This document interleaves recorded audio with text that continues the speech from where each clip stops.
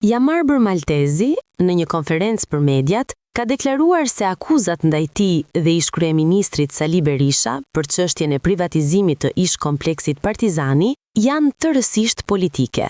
Maltezi akuzoi prokurorinë për persekutim politik, duke pretenduar se janë kryer mbi 30 deri në 35 falsifikime, si dhe se procesi është shoqëruar me izolim mediatik dhe shkelje të procedurave ligjore. Ai sulmoi kryeministrin Edi Rama, duke akuzuar për, sipas tij, vjedhje të tokave të pronarëve legjitim, ndërsa pretendoi se ndaj Ramës nuk ka hetime për vendime qeveritare të karakterit nominativ. Maltezi tha se hetimet janë shtrirë në mënyrë të pajustifikuar për 30 vite dhe 3 breza, pa çështje konkrete, ndërsa sipas tij, kallëzimi për tokën e ish-kompleksit Partizani është i rrem dhe i rrëzueshëm me dokumente zyrtare. Avokati Klodian Skënderi deklaroi se Maltezi nuk ka mbajtur funksione të larta shtetërore dhe se akuzat janë të pabaza dhe formale. Ndërkohë, avokati Sokol Mëngjesi theksoi se SPAK ka tejkaluar kompetencat, duke e mbajtur çështjen për vite në hetim